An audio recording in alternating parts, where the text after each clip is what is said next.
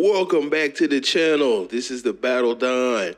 I want to get 2025 started off right with a geopolitical update. I was waiting for a good time in 2024. There was just so many events that was taking place, but looks like 2025 has come through the door swinging and banging. So what I'm going to do in this episode is I'm going to go over several points in major regions, starting with Europe. I've got 3 major points for Europe. I've got 3 major points for Africa, 6 for Asia. There's a lot going on in that vast and diverse region. 3 for North America and 3 for South America. So before I get into this, I want to give a quick recap of 2024 in a nutshell. It was when World War III really got off the ground. I think that 2024 is going to go down as that year. Now, there was a high intensity and a low intensity component to this World War III. I'm going to get into that in a second, but we also saw the rise of the robot wars, the nature of warfare. 2024, I think, really showed that the nature of warfare has changed forever. And it's really scary what the robots bring to the dimension of high-intensity conflict and low-intensity. So looking ahead in 2025, I think that going back again to the 10 Kingdoms and the statue of the March of Empires, I believe that we're at the feet. We're going into the toes, the 10 toes, that analogous to the 10 Kingdoms that are mentioned in Revelation. So the statue is mentioned in Daniel, and the 10 Kingdoms are mentioned in Revelations. So I think we're moving into those 10 Kingdoms phase, as I laid out in earlier geopolitical updates. And we're 2025, I think we're going to see 2 different fronts here. I like to think of it as high intensity and low intensity. On the high intensity, the light side of the world system, we've got military action by governments fighting against one another on a massive scale. And on the dark side, what I'm going to be looking out for are different acts, different events by organized crime, like cartels and groups like that, as well as terrorist groups that we're starting to see right at the beginning of 2025. I think we're basically seeing setting the pace of things. Now, on the low intensity, I think there's a lot more nuance, a lot more active. I'm going to break this up into, politics, religion, and economics, those 3 pillars of culture, whether you're talking about common culture or mystery culture. So on the light side of the world system, for the political, I'm going to be looking out for ethno-nationalism. Okay? Now, this is drawn from Matthew 25 when Jesus Christ speaks about nation against nation, ethnos against ethnos. So the ethno-nationalism, whether you're talking about in Africa, Europe, Asia, South America, North America, the sentiments of Asia for the Asian, Africa for the African, those sorts of things. On the religion side, I'm looking for a further growth in the UFO religions. With the drone debacle that happened a few weeks ago in the United States, I think that especially in the West, UFO religion is going to continue to gain steam.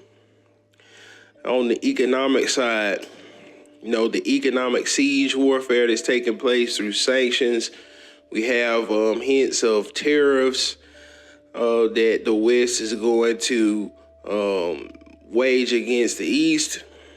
Also, austerity in the West, especially Europe, more financial austerity. On the dark side of the world system, continuing with the economic, as the video I spoke about earlier, the Hell's Angles, the drug trafficking, the arms trafficking, and human trafficking, that's going to be a huge area for income in the shadow economy for 2025. It's just going to continue to grow. On the political side, what I'm going to be looking at, political media subversion. So deep politics there.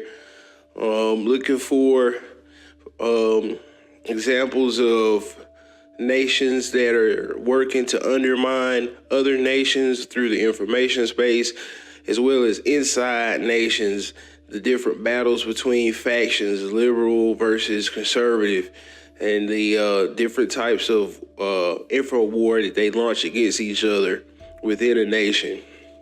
On the religious side, I'm going to be looking at accelerationism. You know, this is a way of thinking, more like it has a very strong philosophical background.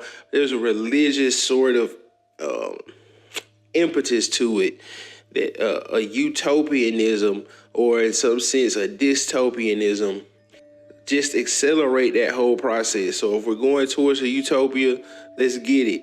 If we're going toward a dystopia, let's go ahead and get there and get that process over with as quickly as possible. That's accelerationism.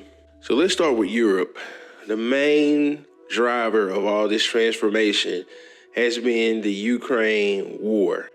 So the war in Ukraine has definitely allowed for so much change, so much rapid realignment of nations on the planet to really give us that 10 kingdom, pushing towards that 10 kingdom scenario.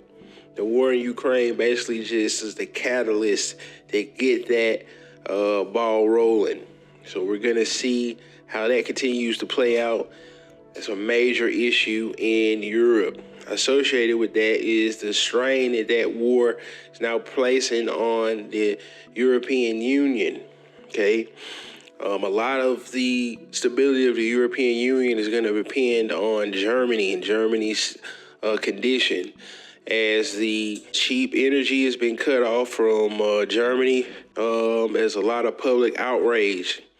From what I understand, they're having their elections in February, if I'm not mistaken, and a party that has a lot of popularity wants to push back against the immigration, situating immigrants as a major reason why there's growing financial austerity in Germany.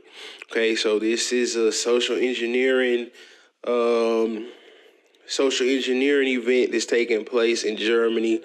Okay, on one hand, the political environment as far as Germany's interactions with Russia is the reason why the financial austerity is there. At the same time, Germany's rulers have allowed immigration to take place in a way that the immigrants can be scapegoated.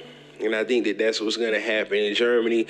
And I think that's what's going to happen in other areas of Europe, Western Europe especially, that immigrants will be scapegoated by the rulers of those nations in order to take their population's focus away from the decisions that they made as rulers to get Europe in such a problematic state.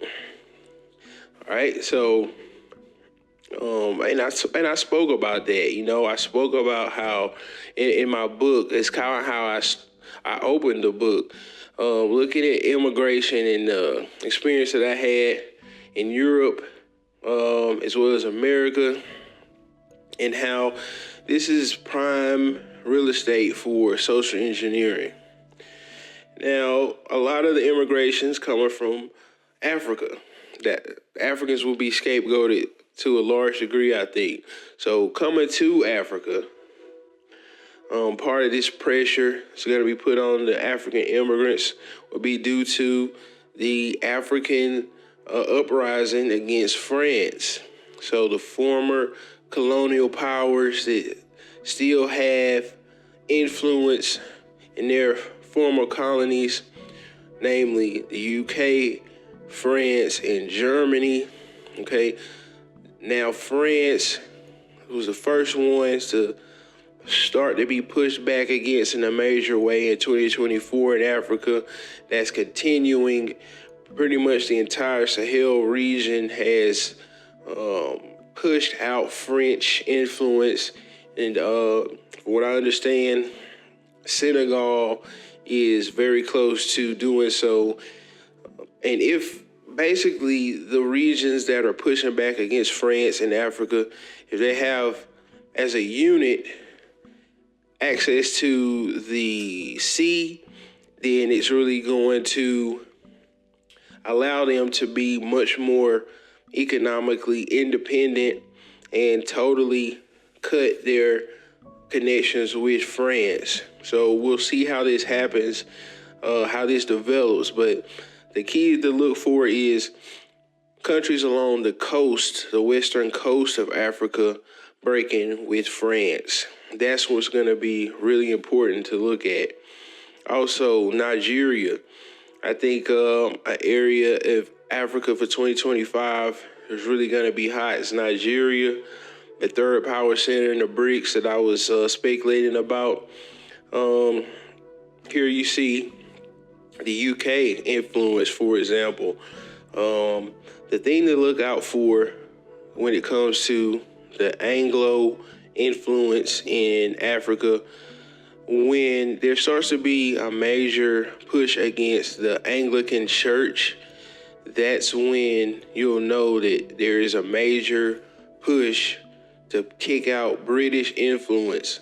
The Anglican Church is Britain's kind of linchpin within Africa. Also, countries like Namibia, for example, that are a former German colony. You know, once you see certain activities to push heavily against the different German settler groups, like reclaiming land, those sorts of things. Once countries, those sorts of events and activities really start to pick up speed in countries like Namibia, then we'll see push German influence out of the area.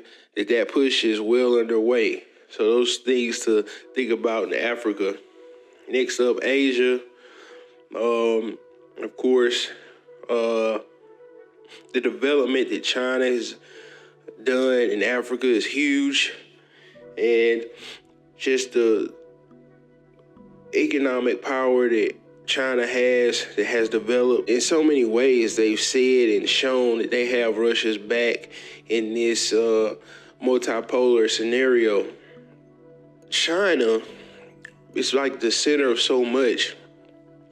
You know, another point from Asia is going to be Japan and Australia's role in the mechanics of the Western power. You know, Australia seems to be, although going through some economic, financial austerity issues, seem to be in a good position as far as natural resources and their trade with other Asian nations. Japan is that's something to watch, because with the issue that's happened in South Korea in the last couple weeks with the military attempted military takeover and things like that, South Korea's very, very difficult pass with Japan, and China's very difficult pass with Japan. This has put Japan in a very tedious situation. So a lot's going to depend on how things develop on the Korean continent. On the Korean Peninsula. With India, it's really, really interesting, because the way that India is situated as an outpost of British Empire. They have fought for their independence, and today they hold a very interesting position. And we see this represented or reflected in the Anglo-American rulership. We see Indian people being represented. This is some of the mechanics of Western Empire. That particular group found itself in so many positions of power. And this is because they were allowed into these positions by the Anglo groups that control these levers of power in America and Britain, for example. Next, we have in Western Asia, the expansion of Israel. Due to the fall of Assad in Syria, Israel expanded, going north through the Golan Heights and into parts of Syria to reclaim greater Israel from ancient times. Huge event connected directly to what I'm still anticipating with Damascus. I made that video about Damascus. I mean, right now, it seems like as the situation in Western Asia just develops, it just becomes more and more of a prime opportunity for that prophecy, that Old Testament prophecy to come to fruition. And so we're just going to watch and see what happens in Damascus. It's going to be, I think, huge indication of where we are in this cosmic timeline. And next, the pan-Islamic outlook, just how's it going to play out with the Sunni-Shia conflict? How's that going to pan out in Western Asia? How are groups in the Far East, Indonesia, how is their role in the pan-Islamic milieu going to develop? Also, Turkey, is it going to go towards the West? Is it going to abandon the West and go put all their cards in with the East? We'll see. The North Africa, we have the King of Morocco has reached out to work with Mali, for example, and Mali is one of the nations in Africa that pushed out the French. So we see now more increased cooperation between the north of Africa and sub-Saharan Africa, and how that's going to play out in the future is going to be something to really keep an eye on. Next, we've got North America. Okay. The MAGA Civil War, for example. What's happening with the different groups within the Republican wing, the conservative wing, and that information warfare taking place is very interesting to watch. Stay on top of the development of that. I think it's going to really, as things progress, open up. I'm hoping that it opens up possibility for a viable third party. But we'll just have to see as events play out this year. It's going to be crucial in the history of our country. We've had different political parties. Some take more precedence than others. Then things happen and additional parties can come into play. And it looks like this might be time for that to happen again in the United States. The next thing is the Canada-U.S. There's been certain statements made about Canada being the 51st state. Definitely Canada's natural resources are it's enormous. And the strategic position of Canada in relation to Russia, it's just going to be, or it is, it's just so important. The Arctic there, the resources there in the Arctic, is huge for the United States. And so that relationship is crucial for the United States. Now, the role Mexico to the south, what kind of role is that Mexico is going to play? There's rumblings of American military engagement with the cartels along the border. An event like that really could strain relations between Mexico and the United States in a major way. China building different industrial zones in Mexico, importing different materials and products into Mexico. How's that gonna jibe with the tariffs that Trump has floated against China? This is gonna be something, and even the Biden administration continues some tariffs. So if Trump intensifies these tariffs, it's going to impact the relationship the United States has with Mexico. Will this push Mexico towards the east? Will the United States make a deal with Mexico? We'll see. Next up and last but not least, South America. A big thing I'm going to be looking at is Cuba's entry into the BRICS. Again, it'd just be huge. In 2024, Russian warships visited Cuba. And so that was a statement right there. And like I said, if Cuba enters into the BRICS, I think Haiti is going to make a bid to join very quickly after that. And it's gonna be wild. Which way is the Dominican Republic gonna go? I think the Dominican Republic will stay with the West, but just to have that dynamic on one island, that's gonna be incredible. Next up, anti-French uprising in the Caribbean, Martinique in 2024. Martinique having anti-colonial intelligentsia for many decades.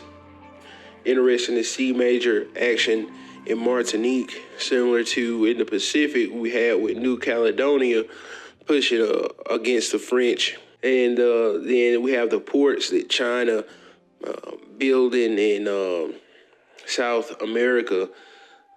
The one major port that was recently finished is a mega port. It's going to allow for the very large ships to come in. It's going to be another huge thing, the Panama Canal, ownership of the canal. Will America fight for ownership? Will America build another canal that it owns in the region? What will be the use for a canal by America if we go to war with China? Also, China build land rail. I think America also proposed some rail to connect with eastern and western sides of South America. So both of the big toes, one led by U.S., the other led by China, both of them are vying for influence in South America. So this is just something that we need to keep in mind as we move forward in 2025. It's going to be just a really, really off the wall year. I want everybody under the sound of my voice. What I want is blessings for you in every area of your life, financially, with your health, physical health, with your mental health, spiritual growth through righteousness towards Christ Jesus. Pray for your rulers. And I say seize the day. Don't walk around here with fear, but go forward knowing that the Heavenly Father is in control. And now is a heck of a time to be alive. So let's just let's take life. Let's take it on. Let's take it all the way on. So this is the battle done. Let's go. Peace.